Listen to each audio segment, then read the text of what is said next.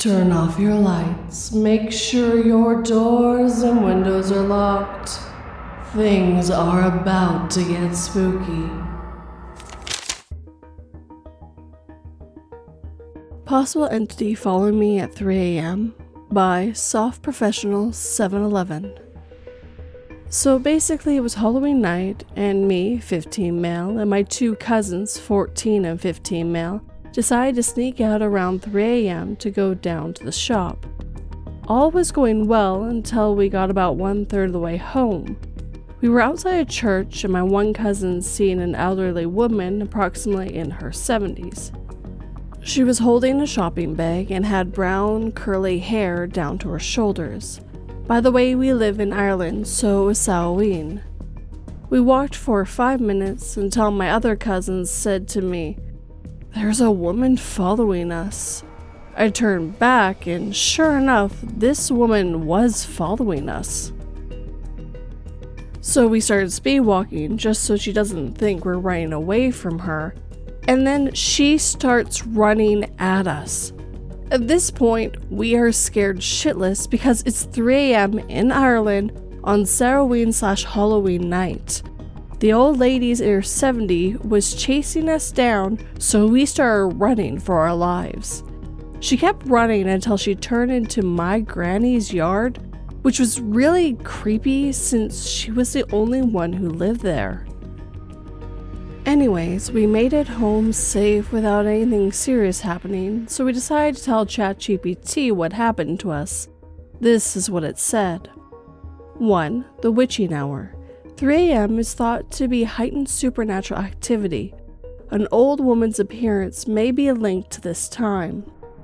2. Old hag/sleep paralysis. The old hag often appears during sleep paralysis, causing fear and immobility. 3. Banshee, Celtic folklore.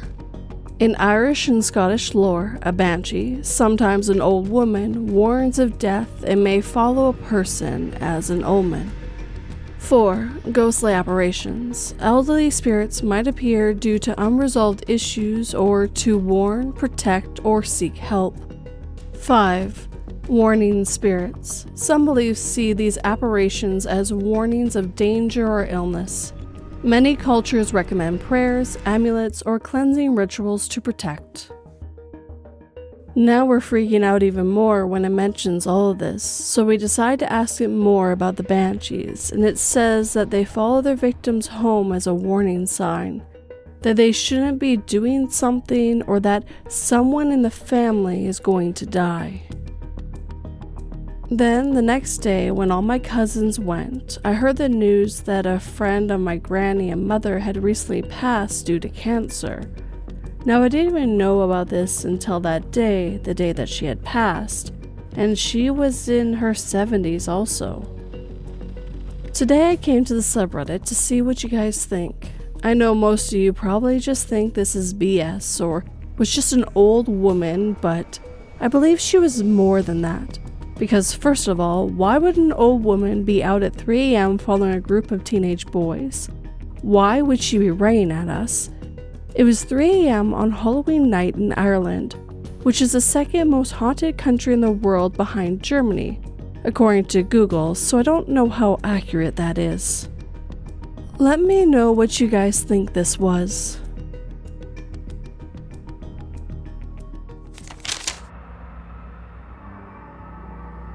My unaliving thoughts began when I was home alone as a child and shot an intruder who barged into my house.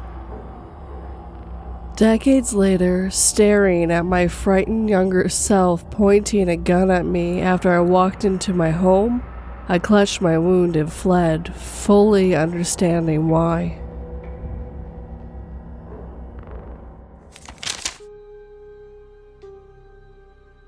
Creepy guy with a crowbar wouldn't leave my work by skippyuber. This happened back in October, but I haven't been on Reddit for a while, and I stumbled across this sub on my page and realized I finally had something to add. I wish I didn't though after this experience. This is the most in danger I've ever felt in my life. Let me start with context. I, female 19, work at a typical photo studio that's placed within a retail store. Not gonna name which one, but your first guess is probably correct.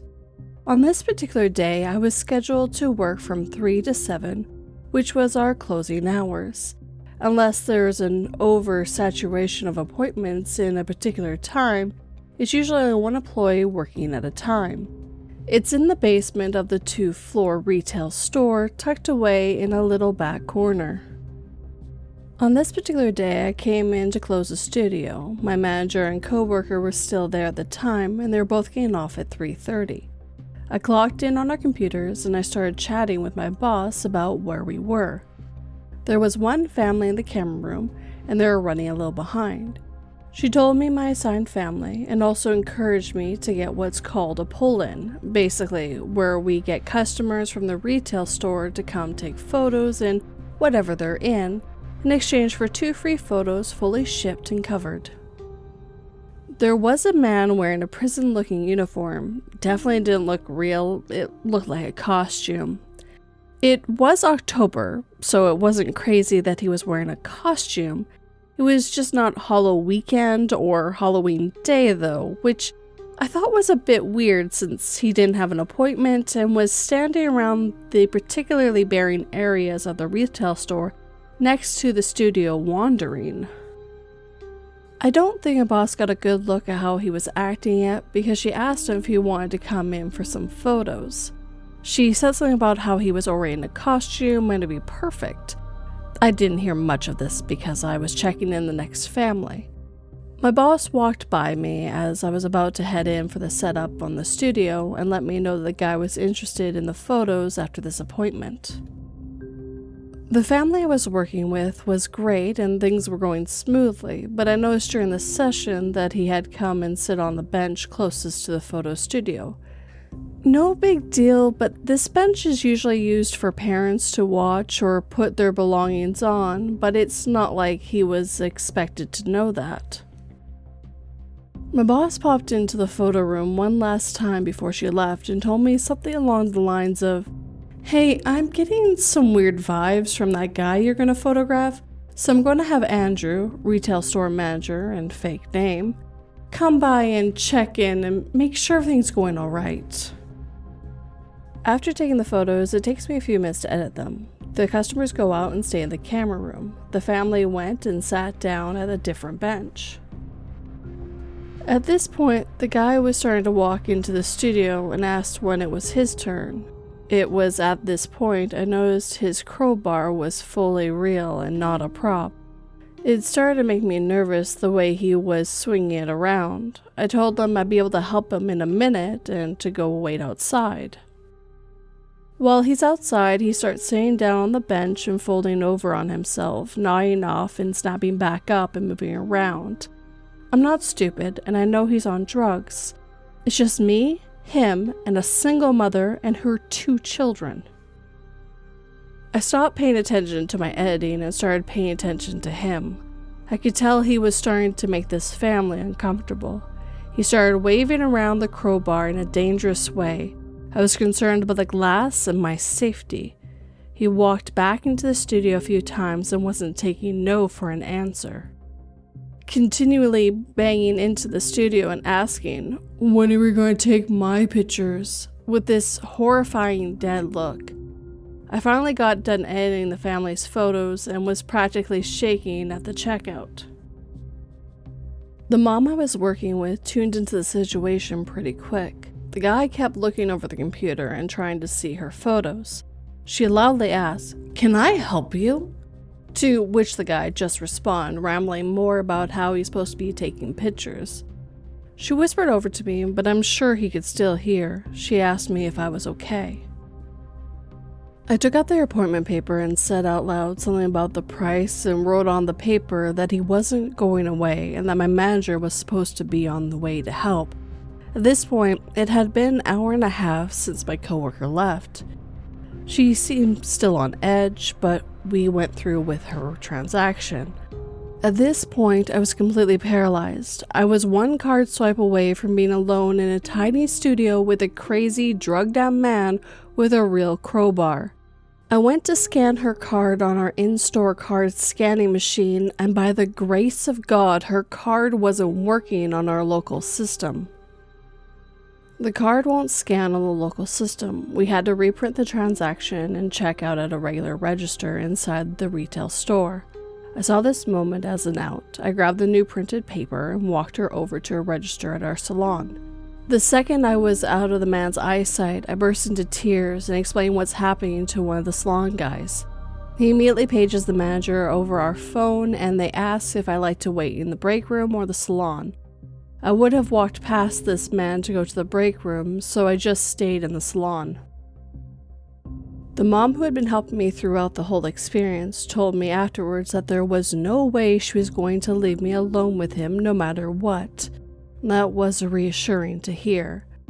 I had to wait out for them to kick him out. The manager got another guy and they both went to confront him. After 15 minutes, no word, I peeked out to see if the guy had left the studio yet. He was gone. Thank God I didn't have any other appointments that night, but I still had to sit alone in that studio the rest of the night, and every time the elevator went off, it startled me a bit. It took a while to recover, and I still get uneasy working alone sometimes. I think the scariest part is what I didn't see. About 45 minutes later, the manager of the store came by and checked in on me. I asked him about the guy and how kicking him out went. He proceeded to tell me that the guy became absolutely furious, causing a complete scene, threw his crowbar at the ground near the manager. After getting mall security over to help, they were successfully able to escort him out. I was supposed to wait outside for an Uber after work, but I decided to wait in the studio and get a ride from my mom.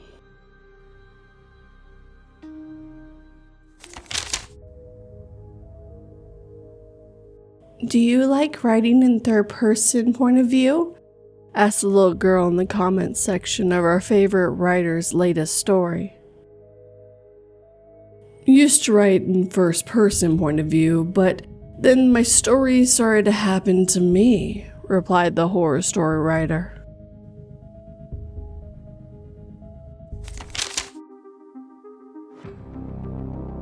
Lost and Found by Wolf Writes 89. This happened a few months ago, and I've been meaning to post it, so here it goes. In August last year, my bestie and I were super excited to go shop the Halloween decor at Michael's craft store. We went in and did some serious damage, each buying a bunch of items. One in particular I was excited about was a white cabinet with probably an 8x11 with random little oddities in it. A fake bird skull, some little apothecary jars, things like that. Bestie got one too. I brought my purchase home, and since it was only August, I put all the bags on the dining room table. We rarely eat there, so it usually piled with random stuff. So fast forward a month, and I was excited to finally decorate for spooky season. I asked my husband to get stuff out of the storage, and I started unpacking those bags from Michael's. I was unpacking things, and I realized that the white cabinet was missing. I went back into the dining room and started looking everywhere. I cleaned off the entire table, pulled out the chairs. When I didn't find it, I went out to look in my car, under the seats, in the trunk, everywhere. I asked my husband if he had seen it. He said no. To be fair, I have ADHD, so losing something isn't uncommon. So I asked him to look, and he did the exact same thing I did. He pulled out the chairs, checked my car, searched every reasonable and unreasonable place in the entire house. When it was nowhere to be found, I called Bestie to ask her if I had actually bought it all. She said yes, she was sure I had. All I could figure was that we were both either mistaken or maybe somewhere left it in the cart or something along those lines. It bugged me like crazy, but I accepted that it wasn't at my house. I went to order it on the website, but it was sold out. I went back to the store and the white ones were gone, but I ended up buying a similar black one. A couple more weeks go by and it's a few days before Halloween. I woke up one morning and was doing morning feedings for my pets. One of my cats likes to be a brat and makes you find her for feeding time. It's a game for her. She jingles a bell on her collar and you have to go find her. So I'm looking and hear her bells in the dining room. I go grab her and she's sitting on the table. I come around so I can reach her, and as soon as I look down, there was the white cabinet. It's sitting in the chair right behind her. That chair is her favorite one. My husband and I have both picked her up out of there dozens of times since the cabinet went missing, so there's zero chance that it had been there the whole time. My husband isn't a prankster, and he swears up and down he didn't find it and put it there or anything else. This cat is a weird one, getting out of closed rooms and once bringing me a feather even though she's an indoor only and there's nowhere she could have got a feather from. So we joke that she had gone into the void to find the cabinet for me.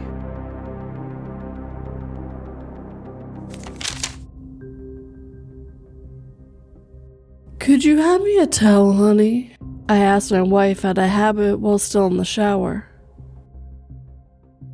Accepting the towel from a pale, decrepit hand with golden nail polish forced me into remembering my status as a widower, too afraid to step out and greet the dark figure lurking behind the shower curtain.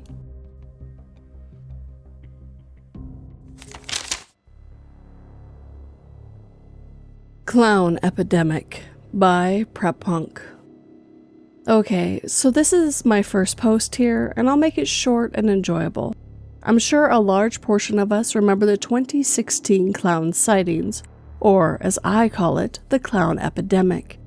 Well, I live in North Carolina, and we had our fair share of the clown epidemic.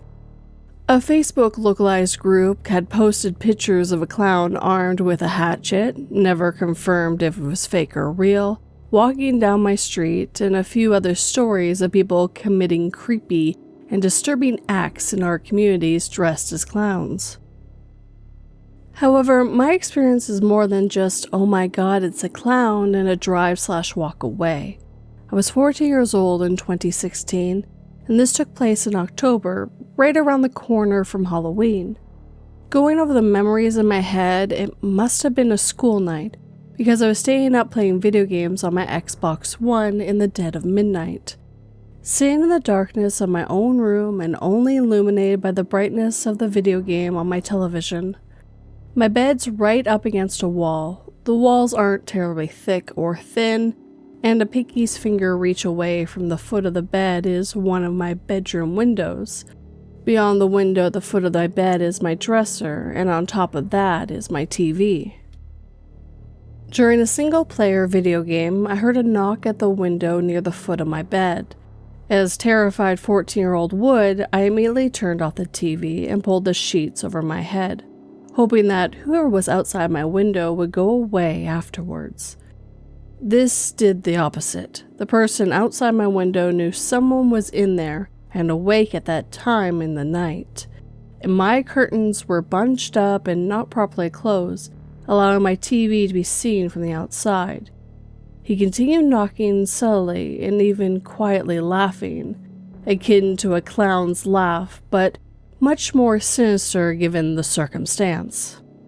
My mom and her boyfriend, now ex-boyfriend, were both heavy sleepers, which I often exploited to stay up late at night so they didn't hear anything that was going on. I wanted to yell out for help. Yell for my mom to come help me, but I was too scared to even move in my bed, much less make a peep out of my mouth. The person probably got bored and moved on because he stopped knocking on my window and laughing. I cautiously checked the window and there wasn't anyone there, but I was terrified and awake for the entire remainder of that night. Way too paranoid to close my eyes and let my guard down.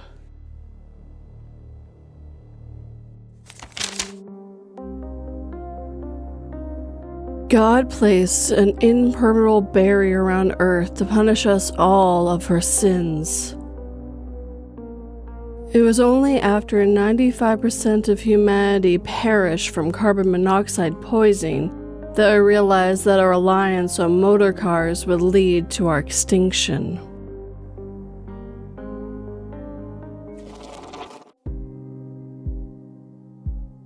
And with that, our time together is coming to an end. First of all, if you have a story you'd like me to narrate, whether true or fictional, you can send it my way 3 different ways. Either through my subreddit, my website, or my email. All the links are down below for you guys. And of course, I'd like to thank all the writers who let me read their stories this evening.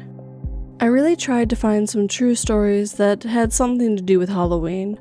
Not all of it's perfect, but each one I found very creepy in different ways.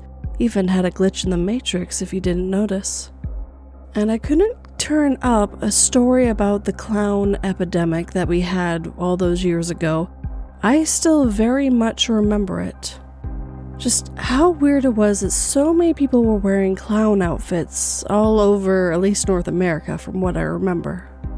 And a very drugged up guy with a real crowbar in at least looking like a fake prison outfit.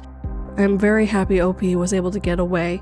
And even though the mother did have her own kids, she wasn't going to leave the poor woman alone either. Goes to prove that we do try to protect each other when we can. I truly am not the biggest fan for going to ChatGPT for all your answers, because some of the stuff that I read there was actually incorrect. I wasn't exactly the biggest fan of reading the stuff from ChatGPT. From what I remember about banshees, this is off the top of my head, they are Celtic, that was correct, but it's their scream that you need to be scared about. You won't see them, you'll hear them. From the way the story went, it definitely felt more like that was the spirit of the person who had passed, and she was just going to visit her friend. But it's Halloween, things are creepy, and kids do love a good spook that time of year. And I can't lie, I still do too. As always, I hope you all stay safe, and remember to trust your gut. If a situation seems off, try to get out of it. Do what you need to get away, and never let a weirdo take you to a second location. Your chances of survival are very slim in that case. Now if you enjoyed these stories, hit that like button and make sure it feels it. If you're new, please subscribe and turn that pretty little bell to all notifications. And of course, I would absolutely love a comment. Tell me what you think, what your plans are for Halloween. If you're on the podcast and are able to, please leave a review and a comment. If you'd like to help this channel and podcast grow, please share it with anyone who might enjoy it. And if you'd like to help like these lovely people on screen right now, I do have Patreon and memberships where for $1 a month you get early access and a few other bonuses. If you would like to do more of a one-time thing, I do have PayPal, Buy Me a Coffee, and Super Thanks as well. But as always guys, thank you for watching and listening. It always has and always will mean the world to me. Sleep tight and don't let 42 bite.